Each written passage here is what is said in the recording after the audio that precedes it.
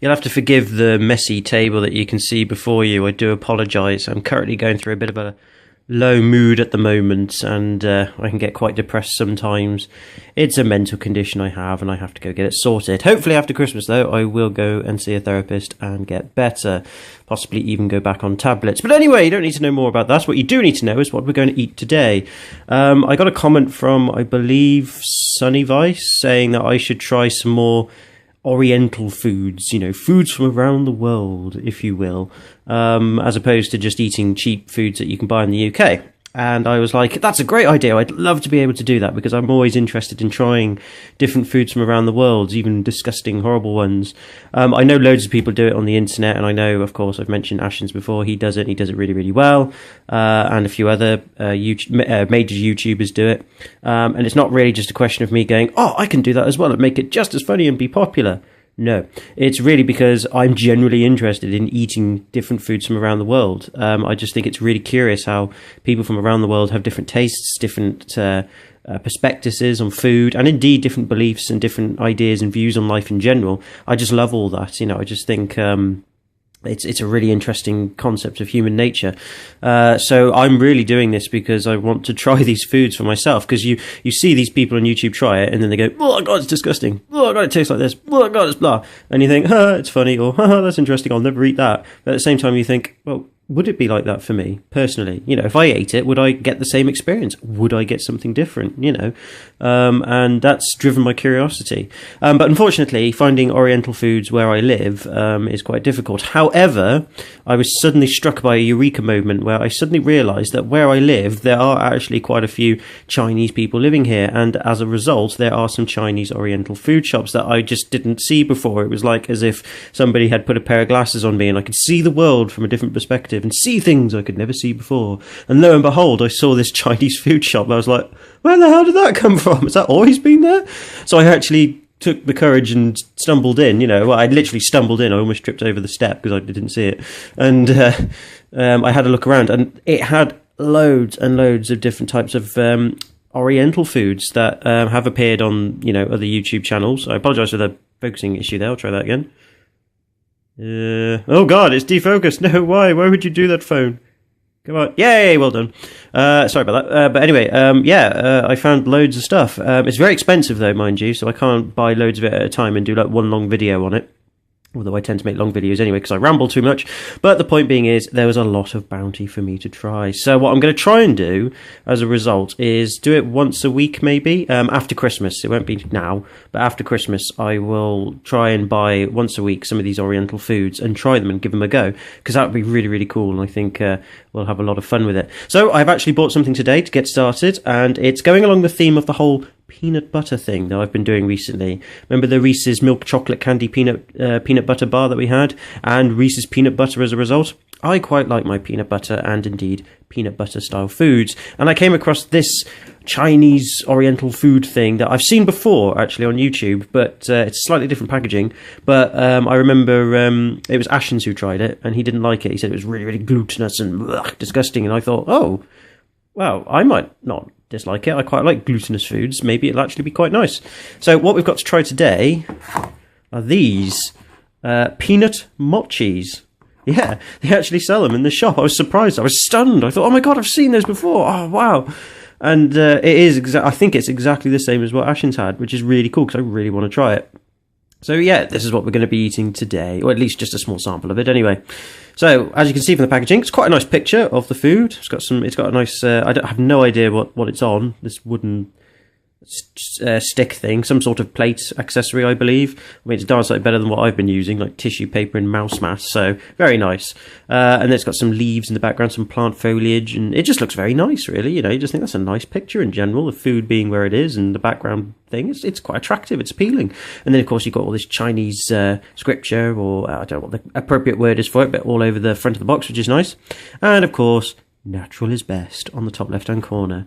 I have no idea how natural this food product is, but I will go with it because it's a nice picture, and it's just, I don't know, it fills me with a feeling of peace and euphoria. It's rather strange. Perhaps I'm looking into this too deeply. Maybe it's a result of my depression and mental illness. Who knows? Either way, I like the box already. Big tick. So yes, peanut mochi. I believe it's like a rice cake with lots of very thick glutinous peanut butter with some dusting on it. I've no idea what the brown coating is, but we'll find out.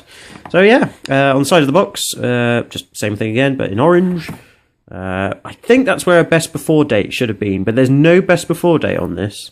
Oh no, hang on, there might be. Oh, hang on. Nope. I believe there might be one on the corner there.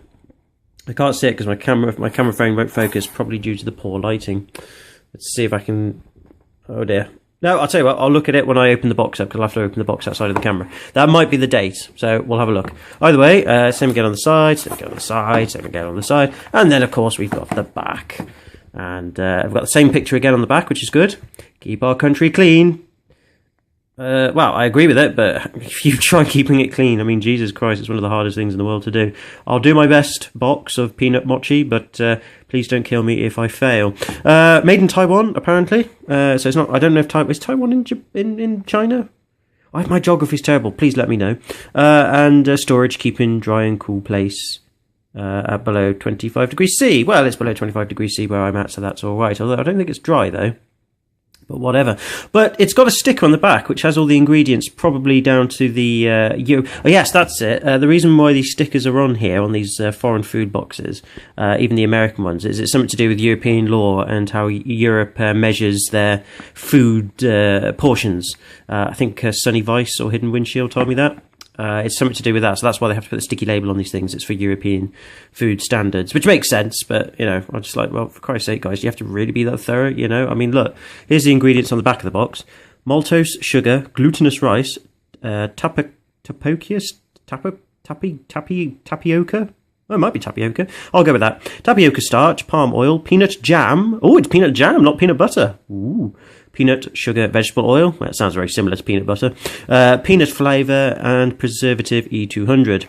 And then on the ingredients here with the European standards, we've got maltose 30.79%, sugar 30%, glutinous rice 30%, tapioca starch 5%, palm oil 2%, peanut 2% flavour, peanut 0.2%. Wait, what? Oh, peanut flavour, which is just peanut. I don't know why they do that. It's like, well, if it's an artificial flavour enhancer, then just, yeah, that's fair enough. But if it's just peanut flavour and you've literally just put more peanuts in the peanut jam to make it taste of peanuts, just put it under peanut jam. I don't know. I think that makes more sense. But anyway, whatever.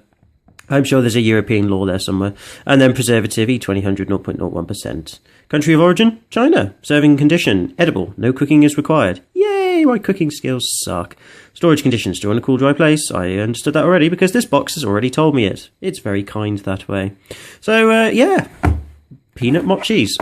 Can't wait to try them. So, let's open her up and let's see what they look like. Even though the front of the box kind of already tells us. Let's see if it matches the picture on the box. And here they are, opened up. And they've got their own little cupcake things, similar to the ones that Ashens had.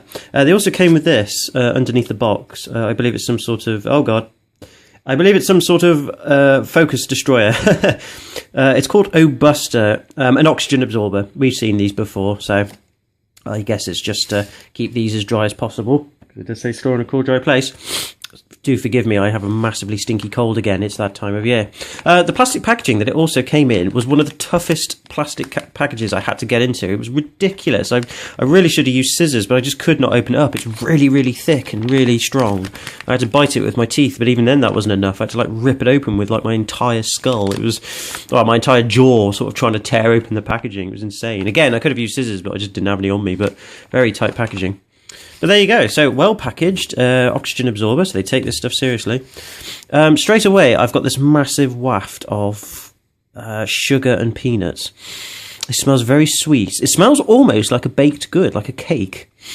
It really does. I'm going to smell it a little bit up close. So just give me a sec. Oh, it's more peanutty if you smell it up front. From a distance, it smells like a sort of very hint of peanut scent, sugary cake smell. A peanut cake, if you will, if those exist.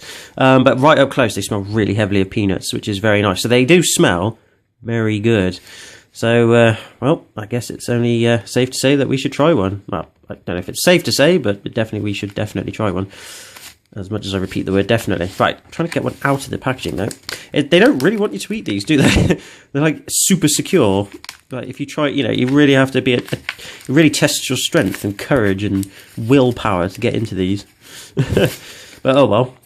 One thing I should note actually, these are very heavy. Really heavy, I'm not lying. I think the box said it was, I don't know if you can see it very well, 210 grams, take my word for it. Oh god, that's defocusing, sorry about that. I'll just refocus that. There we go. Yeah, it's 210 grams, the whole lot, but it feels really heavy. It feels much heavier than that. It feels like 500 grams, you know, when you're measuring like bags of sugar in your hand. It really, really feels heavy, so they must be exceptionally dense as a result.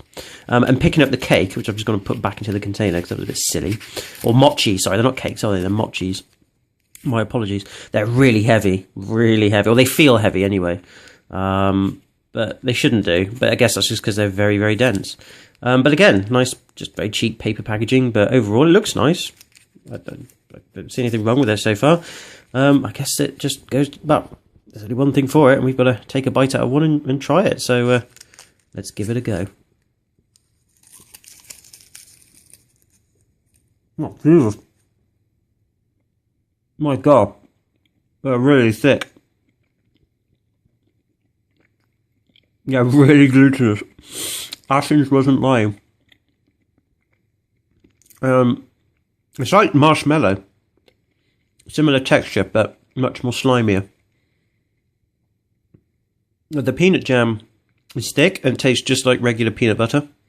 And the white stuff, which I guess is the rice bit, or the tapioca starch, is really thick. Quite sweet, but not overly sweet. It's not very sugary, this. But yeah, exceptionally glutinous. Very glutinous in the mouth. Very dense. But actually quite nice. I'm going to finish that off. Oh, God. Yeah, oh Jesus. Very glutinous. Very thick. And peanut butter, again, is very nice. Not too sweet. Not too strong. But the rice stuff, I don't know what it is, actually. I forget. The maltose and the glutinous rice. Glutinous? Sorry, glutinous rice. It's really thick and dense. Like I said, quite slimy. Sweet. Really hard to dissolve. It won't dissolve in the mouth. It will stay in there. The saliva just can't. My saliva has been absorbed by it. And it's not breaking it down. Oh, crikey. Yeah, that's very, very, very glutinous.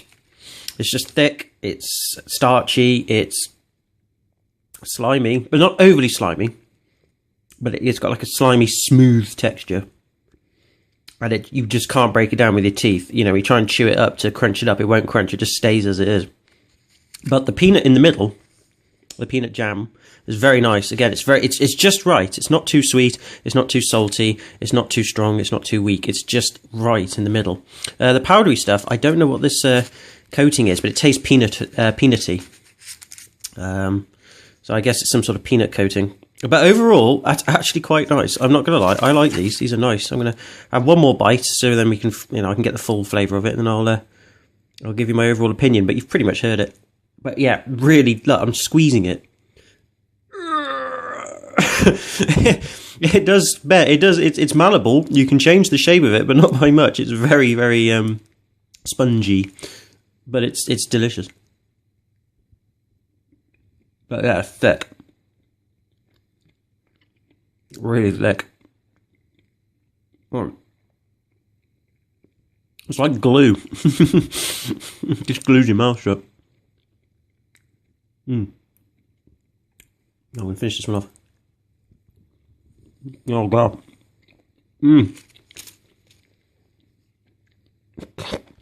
Sorry.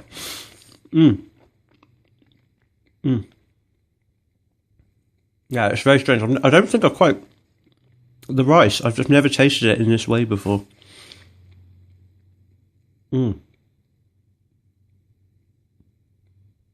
Yeah.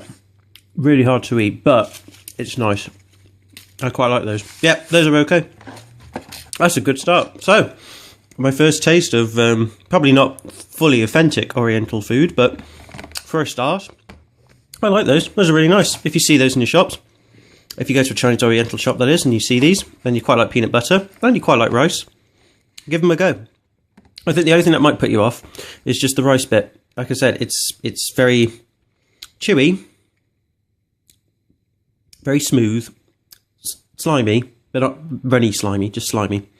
Quite sweet, but not overly sweet. It's just basically compressed rice and starch put together. That's basically what it is. But it's all right. And the peanut jam in the middle is perfectly acceptable. And the powdery stuff, it's quite nice. It's a nice texture. No, I like those. Those are good. Well, there you go then. Peanut mochis. Thumbs up. Hooray! Next week is Christmas. I'll see if I can get something before Christmas, actually, depending on how things roll. There is something else I want to try, actually, there. Well, there's loads of things I want to try there. But there is something else that caught my eye that I am actually very desperate to try. So next week, if I can get it, we'll do it. I'll give you a clue. Ashens has tasted it as well before, or something similar to it. And it's seafood related. Alright then, take it easy guys, have a good one, and I'll hopefully get Half-Life 2 Part 7 up as well today.